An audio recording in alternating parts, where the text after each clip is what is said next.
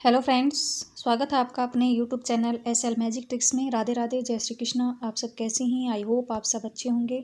तो फ्रेंड्स, हम साइकोलॉजी के जो मॉक टेस्ट हैं, जो प्रीवियस ईयर पेपर हैं, उनको ही मॉक टेस्ट के रूप में कर रहे हैं।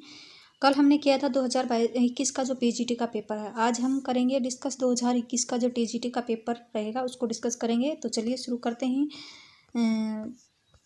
तो इसमें जितने भी जो चीज़ें दी हुई हैं उनको मैं आपको डिटेल में भी बताऊंगी, और आप साथ के साथ अपने जो नंबर है वो भी काउंट करना कि आपके कितने नंबर बन रहे हैं।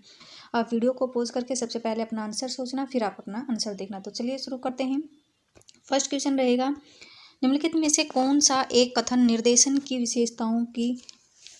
विशेषताएं प्रकृति के संदर्भ में गलत था।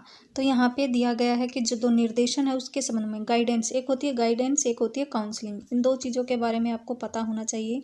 एक गाइडेंस होती है और एक काउंसलिंग होती है। तो गाइडेंस में क्या होता है, बच्चे को गाइड किया जाता है कि आपको, जैसे कि बच्चे को गाइडेंस दी जाती है 10th के बाद आपका जो किस दिशा में जाना है। आपको अगर इस फील्ड में जाना तो आप ये सब्जेक्ट लें, इस फील्ड में जाना तो आपको ये सब्जेक्ट लेना चाहिए। तो वो गाइडेंस होती है। उसमें बच्चा खुद अपने आप को गाइड भी कर सकता है, समाज को देखकर, लोगों को देखकर। लेकिन काउंसलिंग हमेशा दूसरे के द्वारा दी जाती है। जो गाइड है वो बच्चा खुद भी हो सकता है, समाज को देखकर, अपने आप देखकर। तो इसमें पूछा गया है कि कौन सा कथन गलत है, किसके बारे में? गाइडेंस के बारे में, निर्देशन के बारे में। निर्देशन किसी व्यक्ति को खुद को समायोजित करने में सहायता करता है। बिल्कुल सही बात है, ये सहायता करता है। निर्देशन आत्म दिशा में व्यक्ति के विकास को बढ़ावा देता है। ये भी बिल्कुल सही है। Guidance is performance of the growth of individual in self guidance. तो बच्चा खुद गाइड हो सकता है किसी व्यक्ति को देखकर या किसी दूसरे बच्चे को देखकर। निर्देशन केवल अन्य के प्रयासों के माध्यम से व्यक्ति स्वयं की मदद करता है। ये गलत हो गया। अन्य के प्रयास गाइडेंस में केवल अन्य के प्रयास, हाँ अन्य के प्रयास ले सकते हैं हम, गाइडेंस किसी दूसरे से ले सकते हैं, लेकिन केवल, यहाँ पे केवल आ गया ना, केवल अन्य के प्रयासों के माध्यम से व्यक्ति स्वयं की मदद करता है। ये गलत हो गया।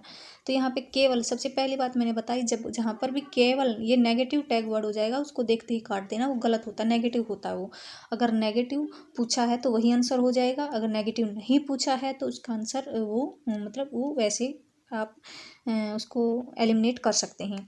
तो निर्देशन केवल अन्य के प्रयासों के माध्यम से व्यक्ति स्वयं की मदद करता है। जरूरी नहीं बच्चा खुद से भी गाइड होता है। तो निर्देशन किसी व्यक्ति को अपना स्थान स्वयं प्राप्त करने में सहायता करता है। ये बिल्कुल सही है, स्वयं प्राप्त करने में भी सहायता करता है गाइडेंस। लेकिन काउंसलिंग हमेशा दूसरों के द्वारा दी जाती है, और दूसरों के द्वारा ही क्या किया जाता है, दूसरों के द्वारा ही मदद की जाती है। आपको ध्यान रखना है। नेक्स्ट है, एक प्रकार का चिंतन जिसमें अनुभवों के साथ संवेदना की व्याख्या की जाती है। तो यहाँ पर एक प्रकार का चिंतन जिसमें अनुभव के साथ किसकी संवेदना की व्याख्या की जाती है। तो यहाँ पर कौन सा चिंतन होगा? चिंतन के कई टाइप हैं। एक बाल चिंतन होता है, एक वैसे चिंतन होता है। बाल चिंतन में हमारे टाइप आते हैं। बाल चिंतन में हमारा आ जाए जैसे प्रत्यात्मक चिंतन, कल्पनात्मक चिंतन, तार्किक चिंतन, प्रत्यक्षात्मक चिंतन। ये 4 चिंतन बाल चिंतन में आते हैं। लेकिन वैसे अगर चिंतन की बात की जाए तो 2 तरह से होते हैं। रियलिस्टिक होता है, रियलिस्टिक चिंतन होता है जिसको यथार्थवादी चिंतन बोलते हैं। एक स्वावलंबी चिंतन होते हैं। फिर उसके भी आगे पार्ट हैं। अभिसारी चिंतन, अपसारी चिंतन। तो अभिसारी हमें पता है, अभिसारी चिंतन के बच्चा सिर्फ दिए गए आंकड़ों पर सोचता है, वो मतलब उससे बाहर नहीं सोच पाता। लेकिन अपसारी जो चिंतन का जो बच्चा होता है, जिसमें अपसारी चिंतन होता है, वो समस्या के बहुत सारे पहलुओं पर सोचता है। तो दो तो ये हो गए अपसारी अभिसारी चिंतन। लेकिन और होता है अवधारणात्मक चिंतन, रिफ्लेक्टिव थिंकिंग। तो रिफ्लेक्टिव थिंकिंग में क्या होता है? रिफ्लेक्टिव थिंकिंग में जो बच्चा है, जो थिंकिंग करता है, जो चीज़ें रियलिस्टिक चीज़ें होती हैं उनके बारे में थिंकिंग करता है।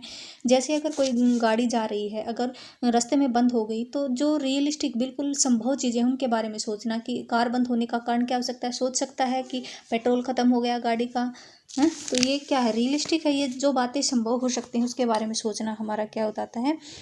रिफ्लेक्टिव थिंकिंग, या फिर उसको हम क्या बोल सकते हैं? उसको हम बोल सकते हैं यथार्थवादी चिंतन भी हम उसको बोल सकते हैं। फिर अवधारणात्मक चिंतन में आएगा हमारा, इसमें हम अवधारणात्मक किसी भी जो प्रक्षेप, जो हमारा जो प्रत्यय है, जो अवधारणाएं हैं उनके बारे में बताना, उनके बारे में सोचना। कि जैसे कि इतिहास में कौन कौन सी घटनाएं हुई, वो सोचना क्या है? अवधारणाएं हैं, क्यों किया ये सब काम, ये क्या है? अवधारणाएं हैं। और ये सब बातें कैसे आएंगी? हमारे अनुभव से ही आएंगी। तो अनुभव के साथ संवेदना की व्याख्या अवधारणात्मक चिंतन में ही संभव है। सृजनात्मक चिंतन में क्रिएटिव थिंकिंग तो हमें पता है क्या होता है। क्रिएटिव थिंकिंग में बच्चा क्रिएटिव चीज़ों के बारे में सोचता है ज़्यादा। क्रिएटिव थिंकिंग अलग हो गया, जिसमें बच्चा ज़्यादातर अपना क्रिएटिव वर्क करता है। आलोचनात्मक चिंतन में बच्चा किसी भी पहलू के गुण व दोष को देखता है। आलोचनात्मक चिंतन में गुण और दोष को देखा जाता है, तो वो आलोचनात्मक चिंतन हो गया। सृजनात्मक चिंतन में किसी के मतलब ये कोई भी कार्य को अलग से क्रिएटिव तरीके से करने की कोशिश की जाती है। अवधारणात्मक चिंतन में जो अवधारणाएं होती हैं उनके बारे में सोचा जाता है। तो ये जो अवधारणात्मक चिंतन रहेगा वो अनुभव के साथ संवेदना से जुड़ा रहेगा। तो संवेदना की व्याख्या की जाती है, तो इसका राइट आंसर क्या हो जाएगा, अवधारणात्मक चिंतन हो जाएगा। नेक्स्ट, निम्नलिखित में से कौन सा एक कथन भावनाओं की विशेषताओं के संदर्भ में गलत कथन है। तो यहाँ पे पूछा है जो स्टेटमेंट रॉन्ग कौन सा है, सेंटिमेंट से। एक होता है हमारा संवेग जो इमोशन होती हैं, और एक सेंटिमेंट, ये दोनों अलग चीज़ें हैं। संवेग होते हैं हमारे जन्मजात होते हैं, लेकिन सेंटिमेंट जो होते हैं वो संवेग से ही हमारे अंदर आते हैं। तो संवेग भावनाओं के आधार होते हैं, बिल्कुल सही बात है। संवेग emotions are the basis of sentiment. और भावनाएं जन्मजात होती हैं, भावनाएं जन्मजात नहीं होती। इमोशंस को हम बोल सकते हैं क्या होती हैं, जन्मजात होती हैं। तो ये गलत हो जाएगा। समय के साथ भावनाएं पुरानी पड़ जाती हैं, बिल्कुल सही है। जो हमारे सेंटिमेंट है वो समय के साथ पुराने हो जाते हैं और वे अपनी स्थिति बदल लेते हैं। जैसे कोई भी शुरू में अगर किसी के ऊपर दुख या परेशानी पड़ती है तो वो बहुत रोता है, लेकिन अगर उसके ऊपर बार बार दुख होता है तो अंदर से स्ट्रोंग हो जाता है और उसको सहने की शक्ति आ जाती है। तो वो क्या हो जाती है, उसके ऊपर अब वो इतना रिएक्ट नहीं करता, तो वो भावनाएं क्या पड़ जाती हैं, उसकी पुरानी पड़ जाती हैं और वो स्थिति को बदल देती हैं। तो ज़्यादातर जानवरों में भावनाएं नहीं होती हैं क्योंकि उनके पास कोई बौद्धिक समझ नहीं होती। वैसे जानवरों में भावनाएं होती हैं। आपने डॉग को देखा होगा, वो अपने जो मालिक है उससे बिल्कुल अटैच होता है, तो वो भावनाओं से अटैच होता है। लेकिन हाँ, ये बात सही है कि उनमें इंटेलेक्चुअल जो कंप्रिहेंशन है वो नहीं होता है। तो ये आपको ध्यान रखना है। इसका जो राइट आंसर क्या जाएगा, भावनाएं जन्मजात होती हैं, ये गलत है। नेक्स्ट है व्यवहार का अध्ययन करने के सबसे पुरानी विधि कौन सी है। तो व्यवहार का अध्ययन करने के लिए भी दो तरह की विधियां हैं। एक तो वैसे ही जैसे हमारी व्यक्तित्व की होती हैं, व्यक्तिनिष्ठ विधियां, व्यक्तिनिष्ठ, जिनको हम पुरानी विधि भी बोल सकते हैं, परंपरागत विधि भी बोल सकते हैं। दूसरी होती हैं वस्तुनिष्ठ विधि, वस्तुनिष्ठ विधि जिनको हम नवीन विधि भी बोल सकते हैं, बहिरंग विधि भी बोल सकते हैं। व्यक्तिनिष्ठ जो एक व्यक्ति से संबंधित होती हैं। व्यक्तिनिष्ठ में कौन कौन सी आती हैं हमारी, व्यक्तिनिष्ठ में आती है जो खुद से जुड़ी होती हैं। सबसे पहली आती है इंट्रोस्पेक्शन मेथड्स, और ये किसने दिया था, इंट्रोस्पेक्शन मेथड किसने दिया था, ये दिया था विलियम वुंट ने। विलियम वुंट ने दिया था। जब विलियम वुंट ने 1879 में सबसे पहली प्रयोगशाला लिप्जिंग में खोली थी, तो उस टाइम पे जो इंट्रोस्पेक्शन मेथड है उसने दिया था। और इंट्रोस्पेक्शन का मतलब होता है खुद के अंदर झांकना और खुद के व्यवहार को देखना। तो व्यक्ति खुद ही खुद के व्यवहार का निरीक्षण कर रहा है, तो ये जो मेथड है ये बिल्कुल ज़्यादा सही नहीं है। तो इसमें क्या है, इसमें सही गलत का हम अच्छे से अनुमान नहीं लगा सकते। तो सबसे पुरानी और परंपरागत विधि क्या रहेगी, आत्मनिरीक्षण विधि ही रहेगी। फिर उसके बाद जो प्रयोगात्मक विधि है ये भी कौन सी रहेगी, ये भी हमारी ये रहेगी हमारी वस्तुनिष्ठ विधि। एक्सपेरिमेंटल मेथड कौन सा रहेगा, वस्तुनिष्ठ विधि रहेगी। और एक्सपेरिमेंटल मेथड भी किसने दिया है, ये भी विलियम वुंट के द्वारा ही दिया गया है, ये आपको ध्यान रखना है। नेक्स्ट है नैदानिक विधि। नैदानिक विधि किसने दी है, क्लिनिकल मेथड्स। क्लिनिकल मेथड्स में सबसे पहले इसमें किसी भी समस्या के कारणों का पता लगाया जाता है, फिर उसको क्या किया जाता है, उपचार किया जाता है इस विधि में। मनोभौतिक विधि जैसे नाम से ही पता है, साइको फिजिकल मेथड्स में सब इसमें क्या किया जाता है, इसमें व्यक्ति के शरीर और मन पर पड़ने वाले प्रभावों का क्या किया जाता है, अध्ययन किया जाता है, ये आपको ध्यान रखना है। और जो साइको एनालिटिक जो से संबंधित कौन रहेंगे, ये सिगमंड फ्राइड रहेंगे। तो मनोभौतिक विधि, एक्सपेरिमेंटल मेथड्स, आई होप आपको सभी चीज़ें क्लियर हो गई होंगी। और जो व्यक्तिनिष्ठ विधि है उसमें सिर्फ 5 विधियाँ आती है, आपको याद रखना है। सबसे पहले तो यही होगी आत्मनिरीक्षण विधि। दूसरी होगी हमारी जीवन गाथा, जिसको हम क्या बोलते हैं, इंग्लिश में बोला जाता है जिसको एनेक्डोटल मेथड्स। तीसरी केस स्टडी भी इसमें आती है। और चौथी आती है हमारी क्वेश्चनरी, जो कि वुडवर्थ ने दी थी। जीवन केस स्टडी पूछा जाता है कौन सी मेथड है, तो ये रहेगा हमारा व्यक्तिनिष्ठ, क्योंकि इसमें सिर्फ एक बच्चे से संबंधित चीज़ों को गहन अध्ययन किया जाता है। और ये किसने दी थी, केस स्टडी जो मेथड है वो टाइडमैन ने दिया था, आपको याद रखना है। टाइडमैन ने दिया था। टाइडमैन ने 1787 में दिया था, ये आपको ध्यान रखना है। तो मैंने ये आपको बहुत सी चीज़ें बता दी हैं। और जो वस्तुनिष्ठ विधि में कौन कौन सी आ जाएंगी, वस्तुनिष्ठ बहिर्दर्शन विधि, जिसको एक्सट्रोस्पेक्शन मेथड बोला जाता है, बहिर्दर्शन विधि, जिसमें देखकर दूसरे के व्यवहार का अवलोकन करके उसके व्यवहार का निरीक्षण किया जाता है। तो ये किसने दिया था, ये वाटसन ने दिया था। तो मतलब देखकर दूसरे के व्यवहार का हम अवलोकन करते हैं। तो ये आपको ध्यान रखना है, बहिर्दर्शन विधि रहेगी, ये वाटसन ने दी थी। और दूसरी कौन सी रहेगी, इसमें समाजमिति भी किस में आ जाएगी, वस्तुनिष्ठ में आ जाएगी, जो कि जैकल एल मोरेनो ने दी थी 1948 में। एक्सपेरिमेंटल मेथड्स मैंने बताई, ये भी विलियम वुंट ने दी थी। और आत्मनिरीक्षण विधि भी विलियम वुंट और टिचनर ने दी थी। आई होप आपको क्लियर हो गई होंगी। नेक्स्ट है, निम्नलिखित में से कौन सी एक अपराधी बालक की विशेषता नहीं है। जो अपराधी बालक होगा वो क्या करेगा, विद्यालय संपत्ति को नष्ट करेगा, बिल्कुल सही है ये उसकी विशेषता रहेगी। धमकी देना भी उसका कार्य रहेगा, सताना भी, लेकिन शारीरिक संरचना में एस्थेनिक ये नहीं रहेगा। ऑप्शन नंबर 4 सही हो जाएगा। नेक्स्ट है, निम्नलिखित में से कौन सा एक बंडूरा द्वारा प्रदत्त अधिगम सिद्धांत के अंतर्गत अवलोकनात्मक अधिगम हेतु सही तार्किक क्रम है। ये हमने पिछली वीडियो में भी किया था। जो ऑब्जर्वेशनल लर्निंग है, जो कि किसने दी है, एल्बर्ट बंडूरा ने दी है। तो उसके स्टेप कौन से रहेंगे, सबसे पहले इसमें अटेंशन, ध्यान दिया जाता है ऑब्जर्वेशन के थ्रू। तो सबसे पहले अटेंशन दिया जाता है, कोई भी काम हम ऑब्जर्व करके सीखते हैं तो अटेंशन दिया जाता है। फिर रिटेंशन, उसको ग्रहण किया जाता है कि कैसे ये काम किया जा रहा है। फिर उस काम को किया जाता है, प्रोडक्शन का मतलब वो काम किया जाता है और वो काम अच्छा हो जाता है तो क्या मिलता है, हमें मोटिवेशन मिलता है। ये आपको 4 स्टेप हैं, ये कई बार आते हैं। तो पिछले मैंने 2-4 पेपर करवा दिए, उनमें भी ये 1-2 बार आया। तो ये आपको अच्छे से याद रखना है स्टेप इसके, attention, retention, production and motivation. English में याद रखोगे अच्छा रहेगा, हिंदी में अलग अलग नाम आ जाते हैं। तो मैं तो जो प्रेफर करूँगी कि आप ज़्यादातर जो चीज़ें हो इंग्लिश में याद रखें। नेक्स्ट है, यह किसने कहा कि व्यक्ति तो जन्मजात और अर्जित प्रवृत्तियों का योग है। ये हमारी डेफिनेशन आ गई है, एज इट इज आपको याद रखनी है। वेलेंटाइन की डेफिनेशन रहेगी व्यक्तित्व की, व्यक्तित्व जन्मजात और अर्जित प्रवृत्तियों का योग है। नेक्स्ट है, निम्नलिखित में से कौन सा विकास के संदर्भ में असत्य कथन है। तो विकास जो डेवलपमेंट है उसे एक क्वेश्चन जरूर आता है। विकास में परिवर्तन निहित होता है, बिल्कुल परिवर्तन होता है विकास में। विकासात्मक पैटर्न अपूर्वानुमेय होता है, पूर्णतः अनप्रेडिक्टेबल, मतलब इसको आप अनुमान नहीं लगा सकते। लेकिन ये हमने पढ़ा था कि हम उसमें पूर्वानुमान लगा सकते हैं। विकास निश्चित पूर्वानुमान लगाया जा सकता है, तो इसमें ये हमारा रोंग हो जाएगा।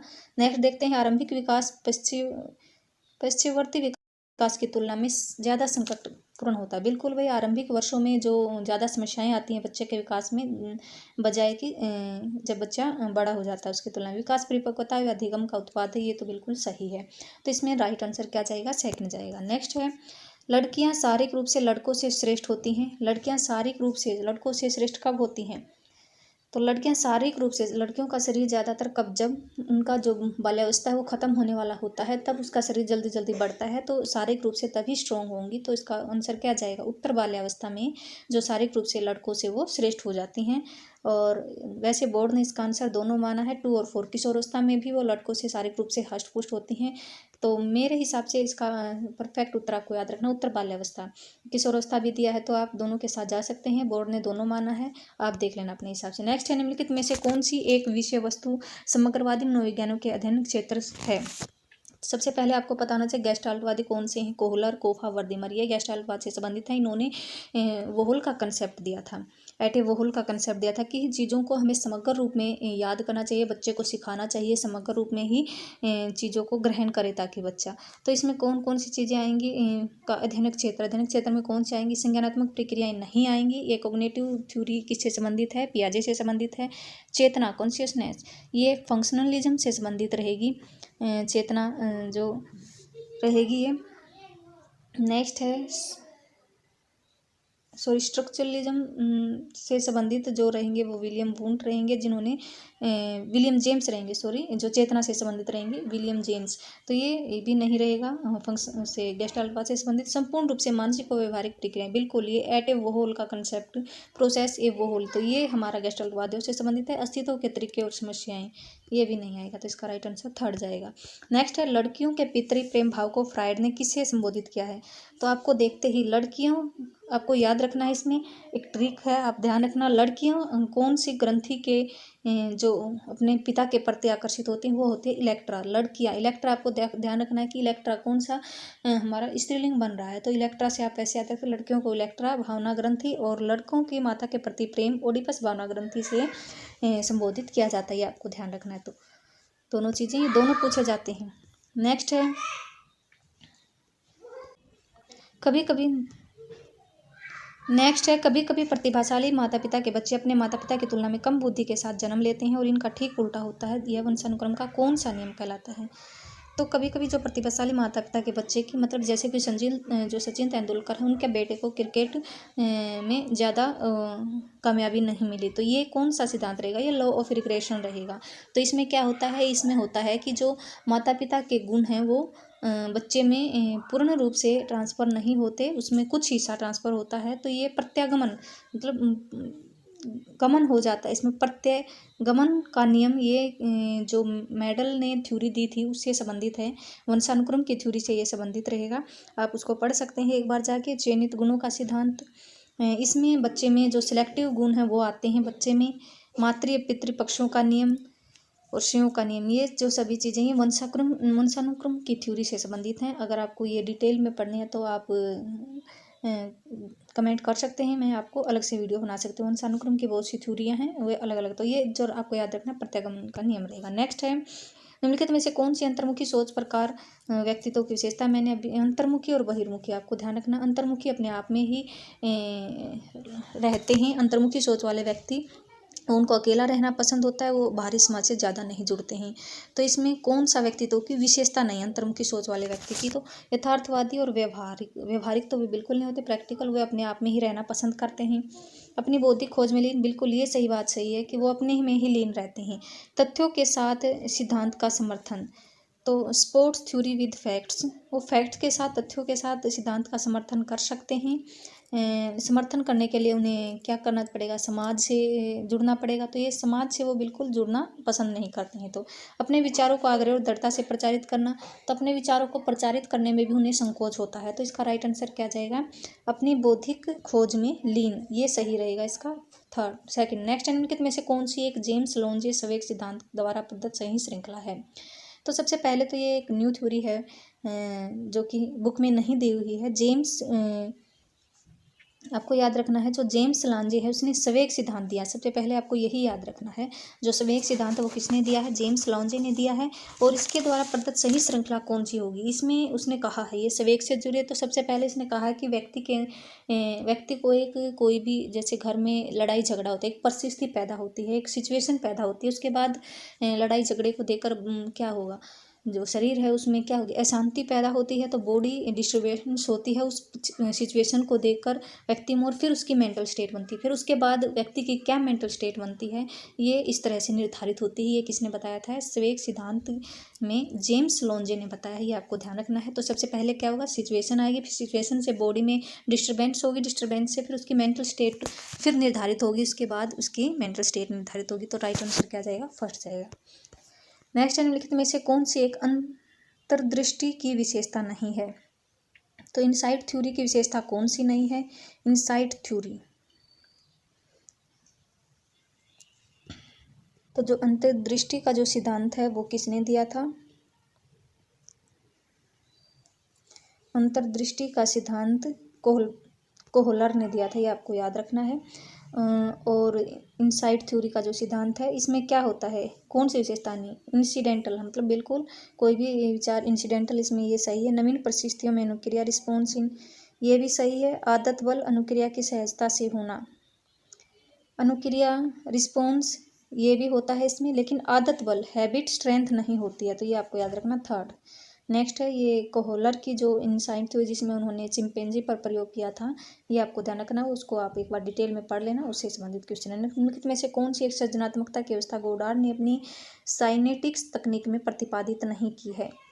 तो जो क्रिएटिविटी है, साइनेटिक्स टेक्निक किसने दी है? गोडार्ड ने दी है। तो सबको आपको याद रखना है, ये भी न्यू क्वेश्चन रहेगा। तो इसमें कौन सी तकनीक नहीं आएगी जो उसकी साइनेटिक्स तकनीक है उसमें प्रतिपादित नहीं? सबसे पहले रहेगा संलग्नता अंतर्भाविकता, इंग्लिश में देखना डी डिटैचमेंट, इन्वॉल्वमेंट, समान वस्तु की खोज, फाइंडिंग समथिंग सिमिलर, स्थगन, संकल्पना, निर्माण। तो इसमें राइट आंसर इसका सेकंड है। ये थ्योरी हमारी बुक में नहीं है, आपको ये क्वेश्चन एज इट इज याद रखना है। नेक्स्ट है, निम्नलिखित में से कौन सी एक विशेषता प्रतिभाशाली बच्चों की दृष्टि से उपयुक्त नहीं है?